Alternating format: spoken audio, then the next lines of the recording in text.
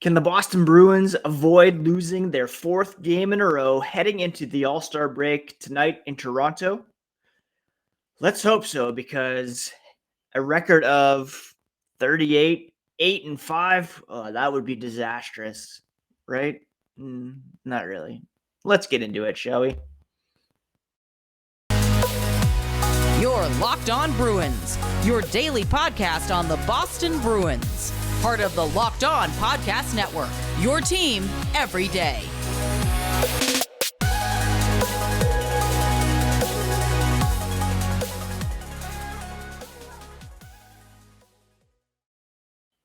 What is up, Bruins fans, and welcome back to the Locked On Boston Bruins podcast. I'm your host, Ian McLaren, and this is a daily show where we discuss all things Spoked B.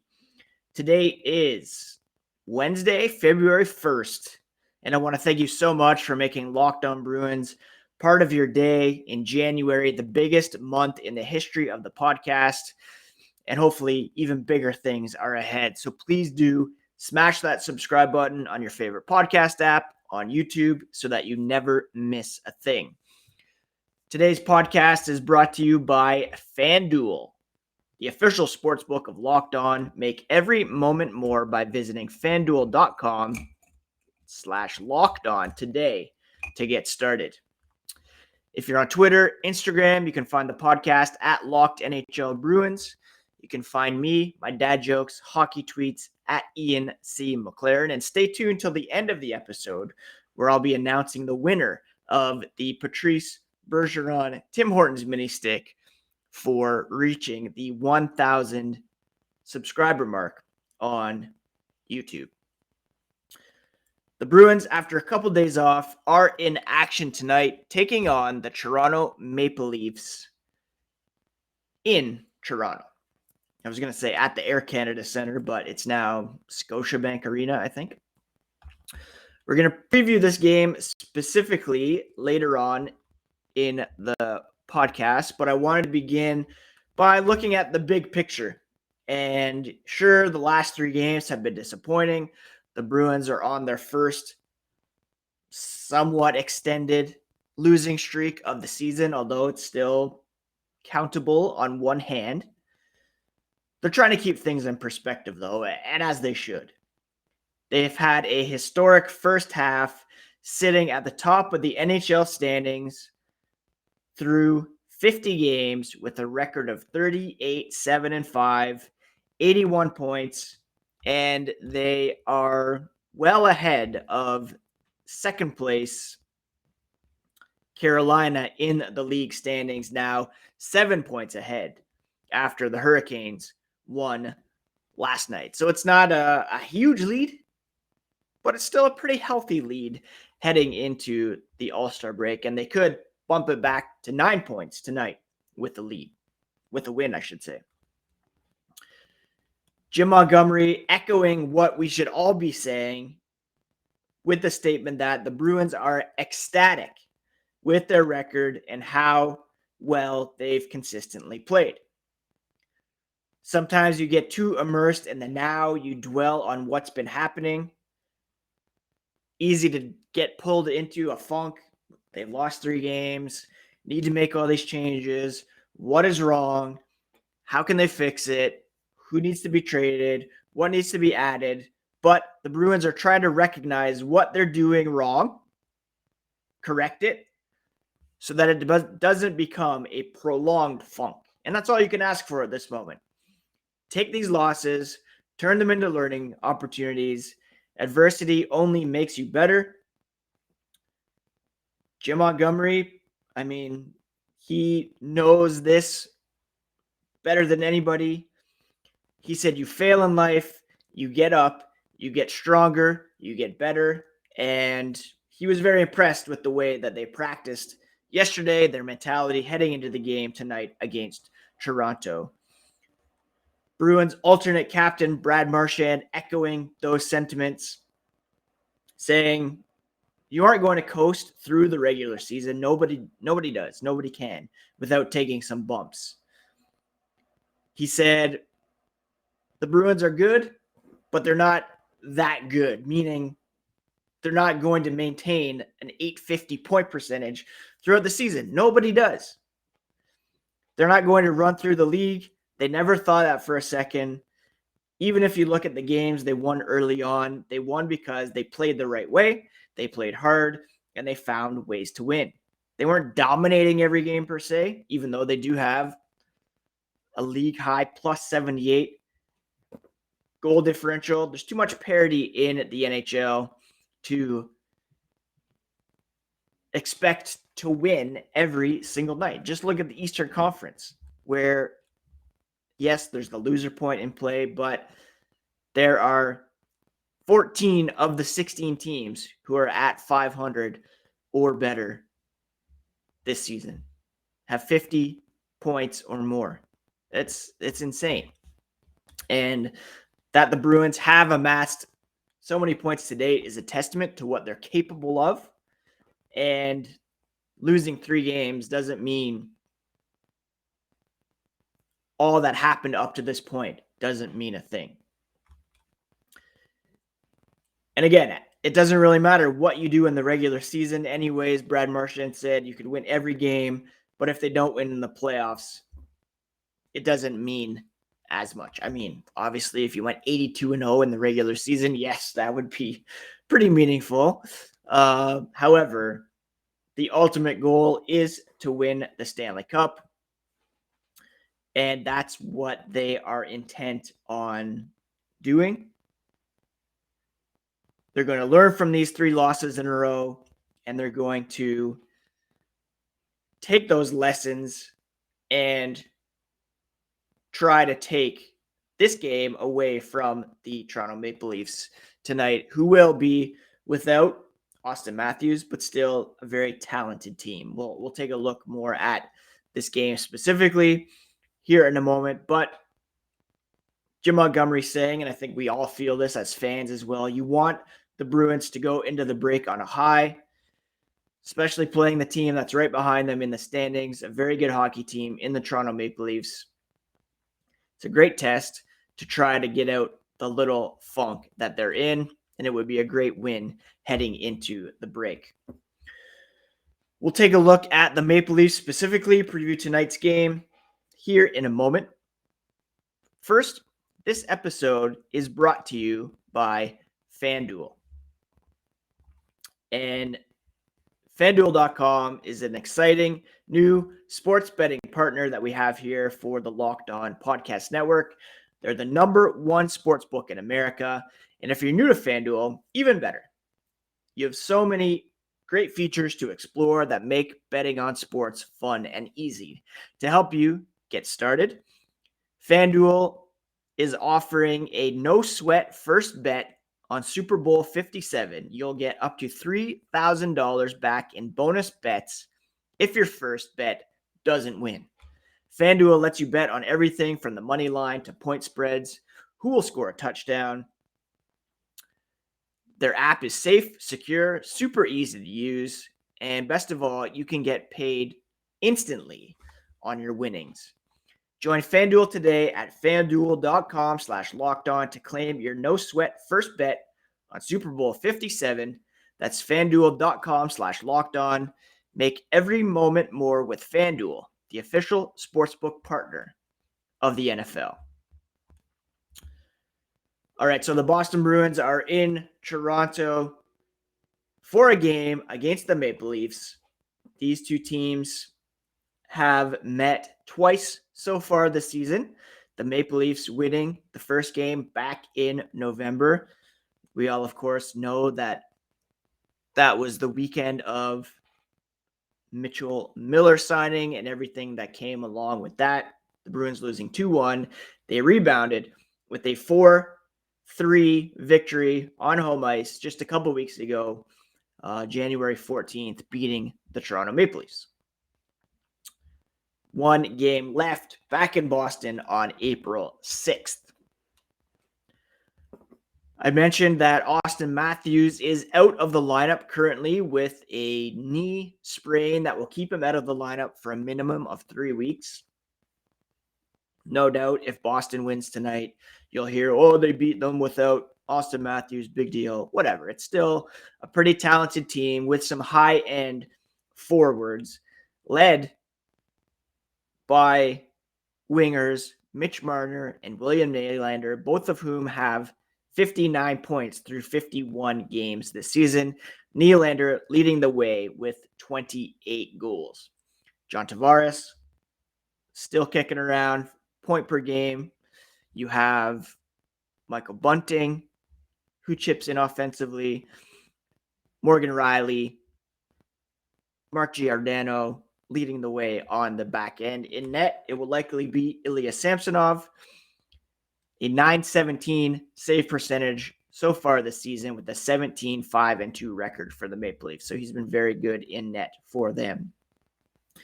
Nylander red hot, 8 points over his last 5 games, including 4 goals. For the Bruins, Pastrnak, 8 points of his own over the last 5 games, 3 goals, 5 assists to lead the way there.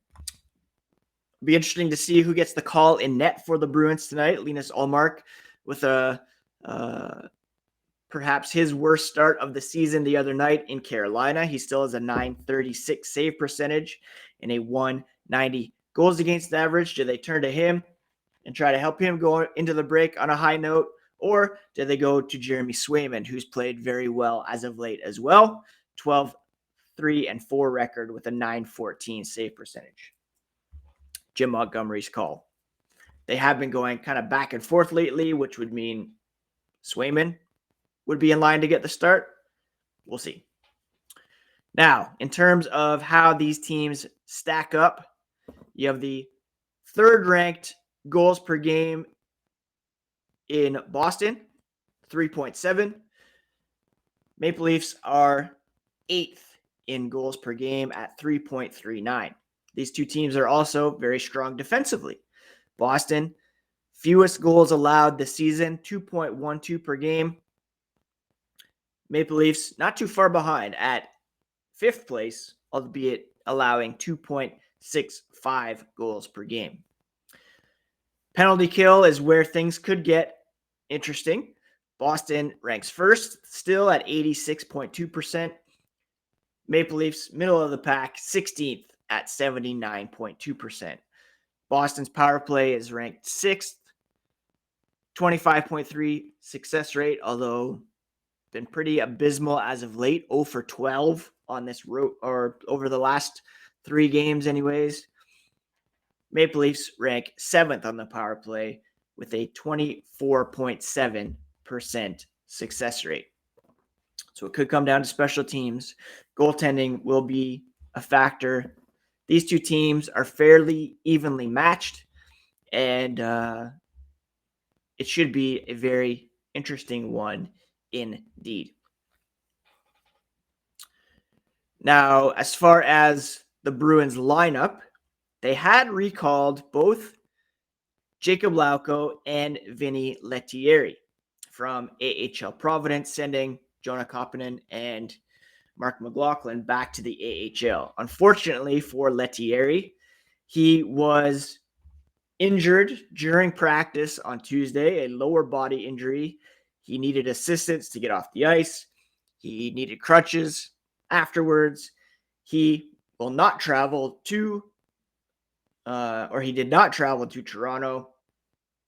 He was also scheduled to be representing the Providence Bruins at this weekend's AHL All-Star Classic in Quebec after leading the Providence Bruins with 37 points, 16 goals in 41 games this season. So very unfortunate for Vinny. Feel terrible for him. Not only that he's not going to make his Bruins debut tonight, but also likely to miss the AHL All-Star festivities this weekend. Super bummed for him and hope he can get back to health and contributing to the Providence Bruins after the break. Couple more Bruins news and notes coming up here in a moment. But first, this episode is also brought to you by Built Bar. If you're looking for a delicious treat but don't want all the fat and calories, you have to try a Built Bar.